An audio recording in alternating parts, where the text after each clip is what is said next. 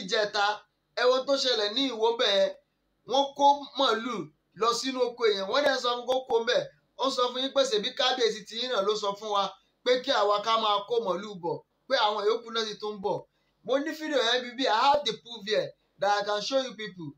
fi ń halẹ̀ mọ́ wa Honorable Tóògùn ni wọ́n fi ń halẹ̀ mọ́ wa tí ó sì jẹ́ kó rí bẹ́ẹ̀ kò sì yẹ kí wọ́n máa fìyà jẹ wá àárí bí iṣẹ́ lọ Tóògùn àti Tẹ̀lú wọ́n dẹ̀ tún sọ pé ká lọ ké sí pírẹ́sìdẹ̀ntì wa ká lọ ké sí Buhari ká lọ ké sí sọ́jà wa pé kò sí tí wọ́n lè fà wọ́n ṣe àdáni wọ́n. ẹ ṣáà gbọ́ ẹ̀yin ọmọ ìlú.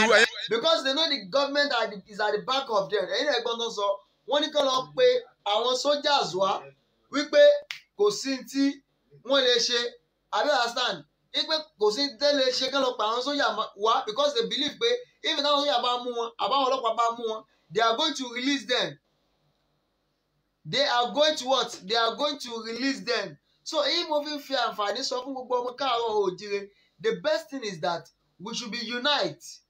Tá bá ti unite gbogbo àwọn bàbá yìí kò ní ní mínì mọ́ kò ní ní mínì sí wa mọ́ àwa là ń mọ ibi tí à ń lọ àwa la mọ̀ pé Yorùbá nation ni a fẹ́ and mo ti rí gbogbo tí wọ́n sẹ́yìn sí mi láti ìlú Èkó wípé wọ́n ti ń lẹ pósítà pé kìnìkan ayé kan máa lẹ pósítà bọ́n ṣe ń lẹ pósítà làwọn náà ń lẹ pósítà yìí tiwa a máa yẹ kó yé wọn this time around that our youth àwa la nílùú because tẹ́báríkà rate àwọn tí wọ́n ń darí wa ní south west tó jẹ́ àwọn leader yìí wọn ò tó 10% náà wọn ò tó 10% our youth tí wọ́n ń darí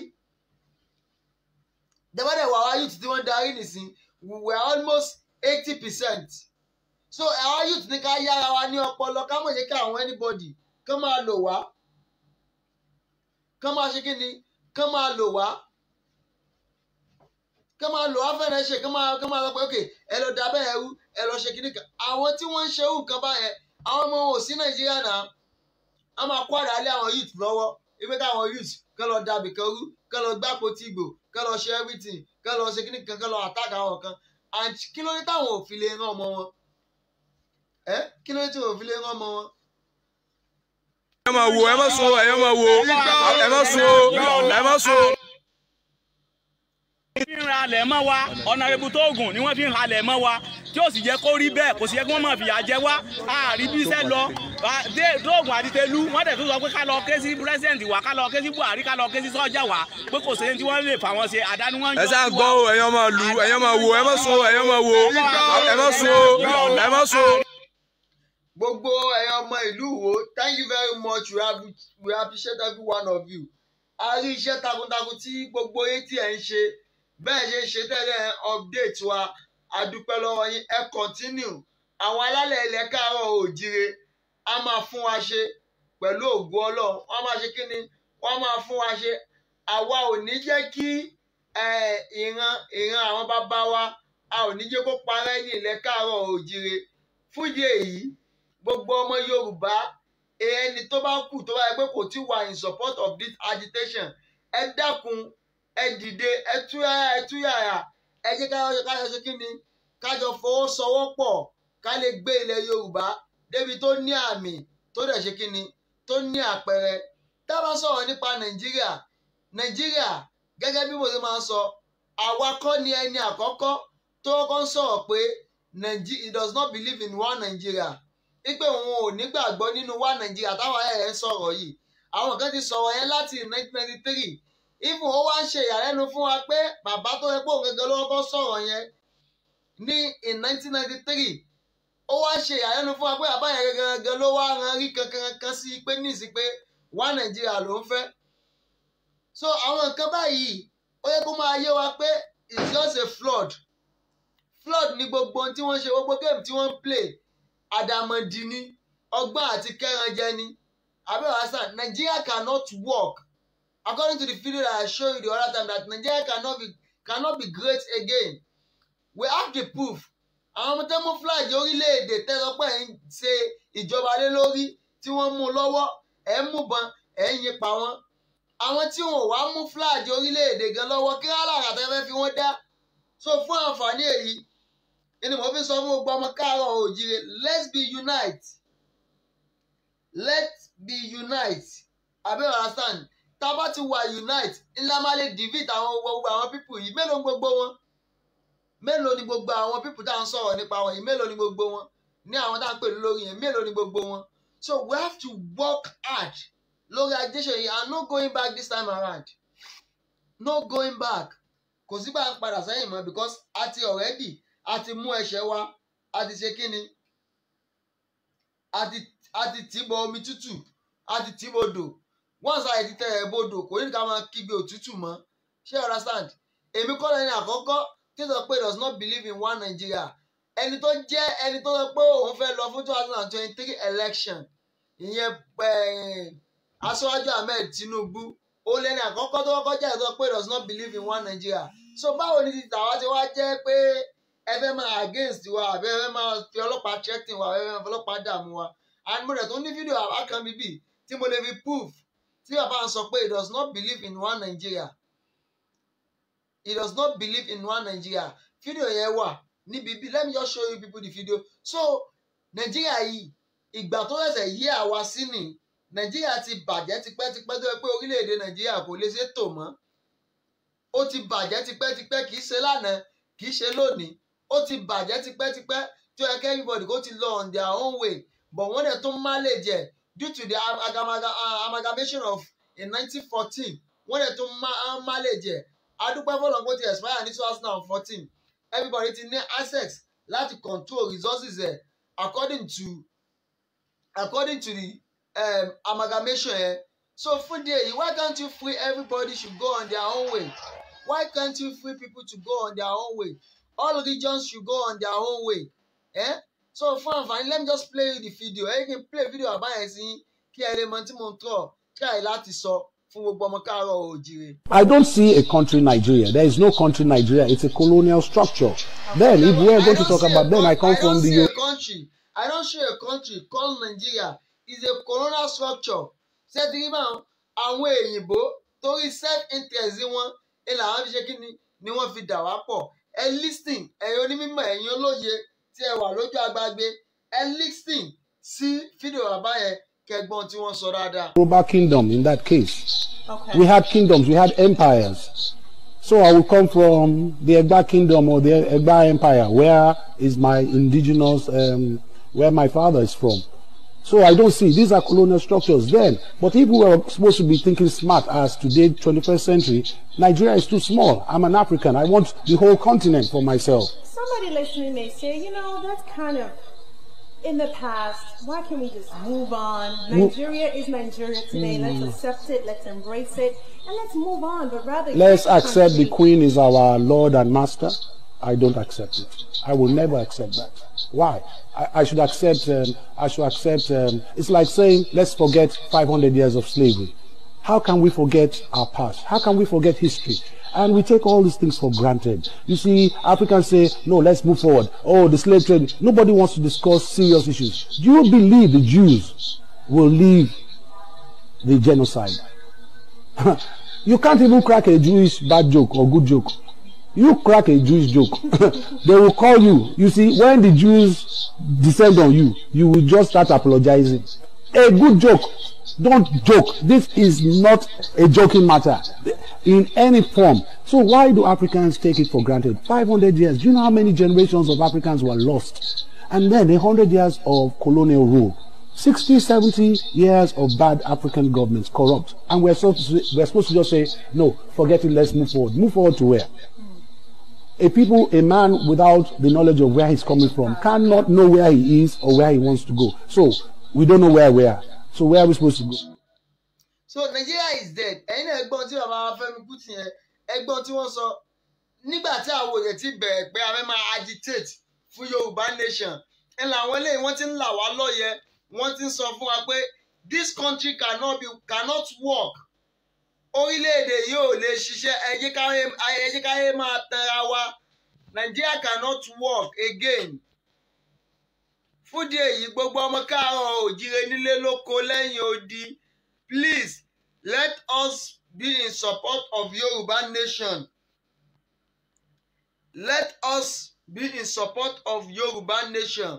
Ẹ jẹ́ ká fọwọ́sowọ́pọ̀ ká tẹ̀lé gbogbo àwọn tó ṣe agitation ilẹ̀ káàárọ̀ oòjíire yìí ká tẹ̀lé agitation nítorí lè mú bàbá wa àgbàlagbà yìí tó fi ń pín sticker káàkiri tó fi ń ṣe awareness ní gbogbo mosques kí ló mú èmi àti ẹ̀yin tá a jẹ́ ọ̀dọ́ tá a lè jáde láti wà in support of àwọn ẹni yìí láti wà in support of Yorùbá nation ẹ wo bàbá àgbàlagbà ẹ wo bó ṣe jáde tó ṣe ń campaign pé ìyá yìí ti tó gẹ́ ká wà in support of Yorùbá nation kí ló wá mèmí àti ẹ tá a jẹ́ ọ̀dọ́ tó yẹ ká jáde ká ṣe kí ni ká wà in support of Yorùbá nation.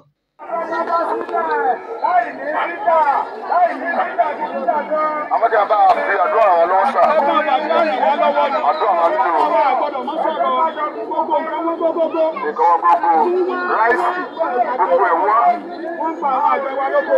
Lọ́wọ́ náà ti wọ́n gbogbo ẹ̀ wọ́n. Lákúrò àti gbogbo lóru ibo dídà ó lè nìyẹn. Wọ́n ẹlẹ́yin látàkúndà. Ó lọ sí ni wọ́n sọ pé wọ́n ti wọ́n kó ráìsì ibo dídà. Ẹ wá já kílẹ̀tì sọ. Ẹ̀dá kó kó kan wọ́n bẹ̀ pátá. Bóyá dà ó lè nìyẹn.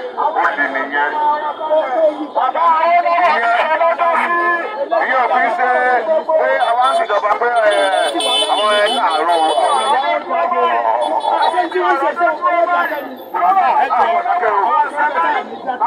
Àwọn sọ títí láti délẹ̀ lérí àwọn ọmọ ọsán ni ó. Àní dákẹ́ bíjú nǹkan mọ́. Ìyá yìí tó gbé Yorùbá ronú. Ẹgbẹ́ wa fọwọ́sowọ́pọ̀ pẹ̀lú gbogbo táǹsì yìí. Ẹ méjì wọ́n yí amógún. Wọ́n ti rí wọn tàbí díẹ̀. Ẹ pàdé wa ní gbàgede ìmọ̀pọ̀ lọ́nà alágbára Ọlọ́run. Bí a fi ti pọ̀ fún un.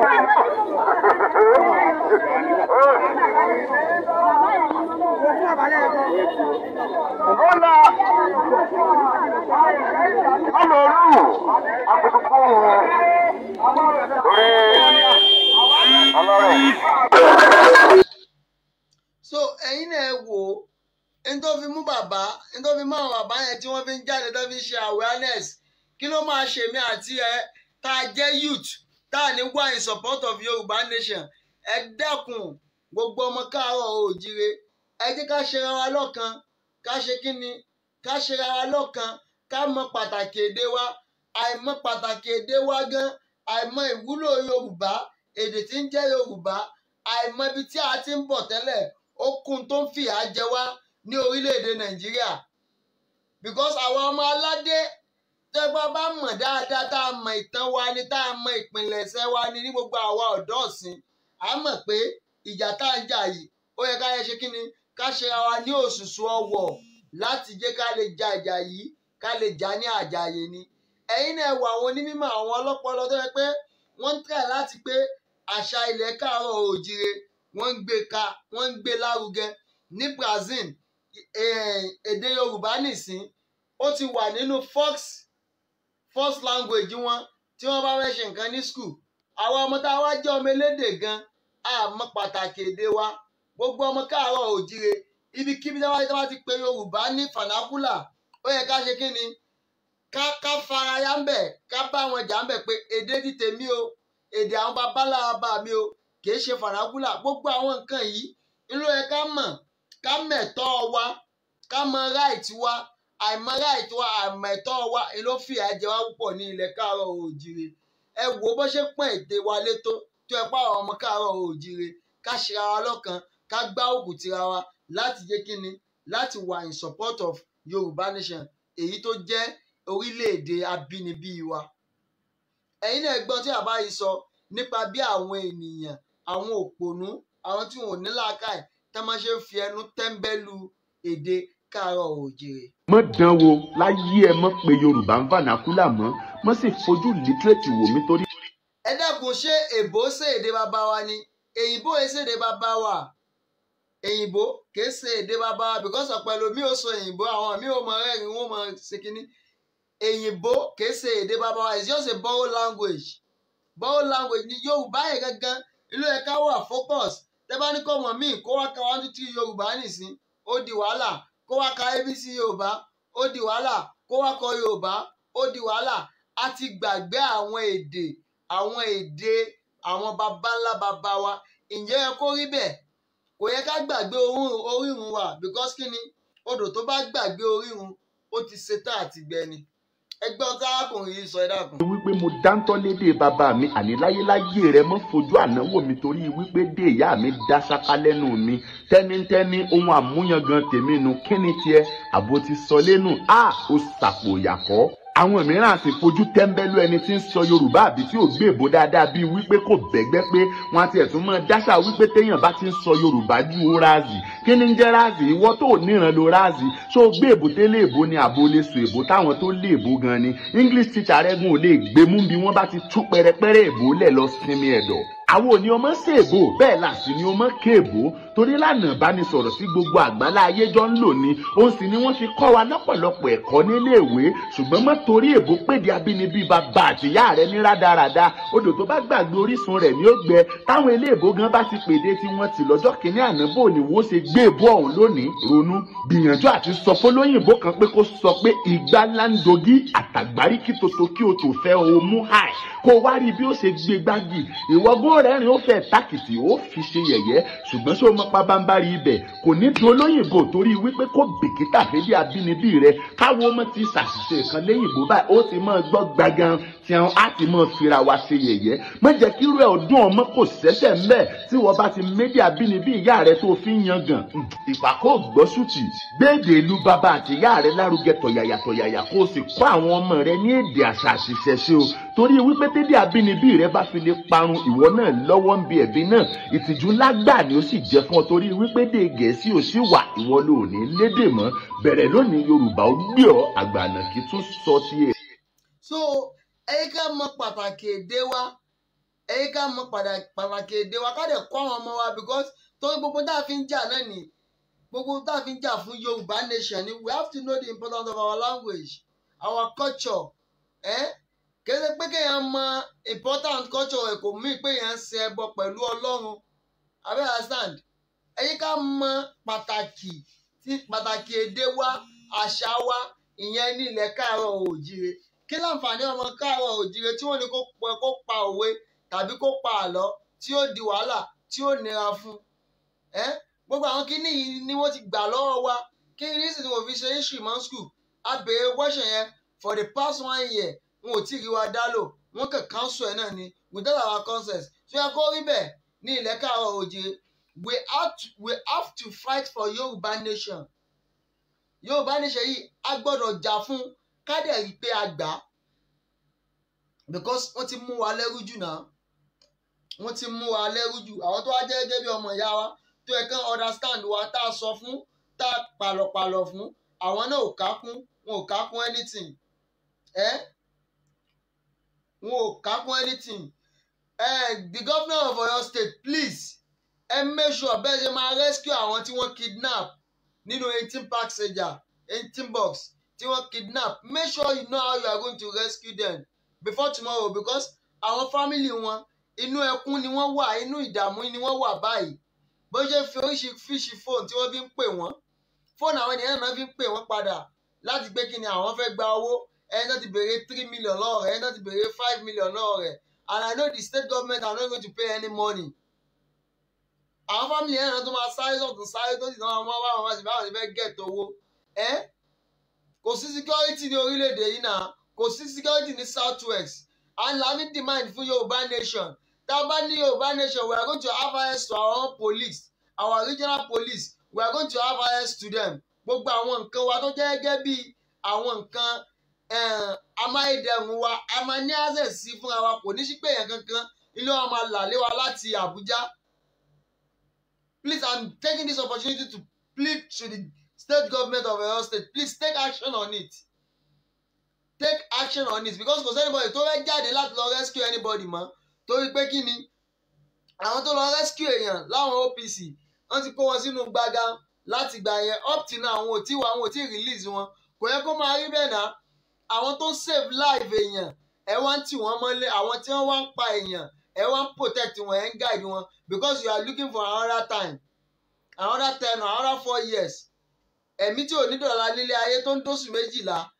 We have to think because àwa ìran ọmọ aládé ìran tó ń rorí ni wá, ìran tó máa ń ronú ni wá. A gbọ́dọ̀ máa ronú, a gbọ́dọ̀ máa lo òye àti làákàyè tí a dá ẹ̀dá aṣẹ̀dá ń tó fún wa. A gbọ́dọ̀ máa lò ó. Ẹni tí ò tí mọ̀ bóyá ó dọ̀la láyé tó wá ń dóṣù méjìlá. You have to protect your own people first. You have to protect your own people. You have to protect them first. Bọ̀ gbogbo yín kí ẹ̀ díjú pé kí ni owó ó ti jọba láyé everybody yín lọ́kàn everybody yín mọ̀ pàtàkì ẹ̀mí. Ṣé ẹ̀yin tẹ́ tí ẹ mọ̀ pàtàkì ẹ̀mí ọmọ ènìyàn ilẹ̀ máa mọ̀ pàtàkì ẹranko ewúrẹ́ àtàjẹ ilẹ̀ máa mọ̀ pàtàkì wọn. And ibi tẹ́tí lọ gba ìṣèjọba yìí wá tẹ́ ń pè ní Federal tó jẹ́ United States gan kìí ṣe bí wọ́n ṣe ń ṣe níbẹ̀ ni. N bá wa máa ṣe bẹ́ẹ̀ níbẹ̀ gbogbo àwọn ọmọ Nàìjíríà máa sọ pé àwọn fẹ́ sá lọ sílùú èbó. Àmọ́ torí pé máa ń sá lọ yẹn bẹ́ẹ̀ nínú yín ṣe ń dùn. Bí wọ́n ṣe ń sá lọ yẹn nínú yín ṣe ń dùn because ẹ̀yin fi make owó sí ni ẹ̀yin fi make tax sí ni. Pọ̀ mí nígbà wọn pé pẹ̀lú ògo Ọlọ́run ilẹ̀ káàárọ̀ òjìrè yìí ó máa di gbígbà fún gbogbo ọmọ káàárọ̀ òjìrè ni. Ilẹ̀ káàárọ̀ òjìrè yìí dandan ni a máa gbà torí pé kí ni ẹ̀tọ́ wa là ń béèrè fún. A fẹ́ jẹ́ kí orírun wa àti orílẹ̀-èdè wa kó parun. Àwọn tán kó bọn fún tó yẹ pé kí ni kí wọ́n mú bọn kí wọ́n lọ fi faith àwọn bandit. Ó ń jẹ́ kó máa yé wa pé torí pé ìbọn ti federal government ní fáwọn èèyàn ní káwọn fi pa kìí ṣe àwọn ọ̀daràn àwọn èèyàn àwọn civilian náà ní káwọn fi pa. Ẹ̀gbọ́n tí ó yà ẹ́ wí náà look at what he said listen to what kí ni tútù bẹ níbi ìbọn ló jẹ bẹ́ẹ̀ kòkó tó bẹ níbi fọmọ tí ò gbọ́rọ̀ kan simply because ìbọn tí federal government gbé fún wa wọn ní ká lọ fi pẹrun ìbọn tí Nàìjíríà gbé fún wa wọn ní ká lọ fi pẹkú ènìyàn ni wọ́n ní ká fi pa ṣùgbọ́n. ṣètìkọ́ èèyàn náà ní kí àwọn fi ìbọn yẹn pa kẹ́jẹ́ pé ní káwọn fi pẹ̀rọ àbí káwọn fi pẹ̀kú sí orílẹ̀-èdè nìyẹn orílẹ̀-èdè that is not care about human beings life. Ṣé o kọ́ làwọn kó sọ wa pẹ̀lú orílẹ̀-èdè yìí ni o torí èmi ti sọ tẹ́lẹ̀ náà I have declared myself I'm not a Yoruba I'm not a Nigerian citizen I'm a Yoruba citizen to call. Ṣé ti rí ọmọ Oòduà lèmi o Oòduà tọkàntọkàn Yorùbá nation now. Ilẹ̀ káàárọ̀ òjìrè yóò gbé wa kò ní gbé àwọn ọ̀dàlẹ̀ àwọn alájẹbánu àwọn tó yẹ pé kí ilẹ̀ káàárọ̀ òjìrè kó bàjẹ́ ni làwọn ń dúró dè kí ilẹ̀ káàárọ̀ òjìrè kó dàrú ni làwọn wà after kò ní gbé wọn pẹ̀lú àṣẹ Ọlọ́run. Oòduà gbé wa kò ní gbé ọ̀dàlẹ̀. Have a good night have a good day thank you very much.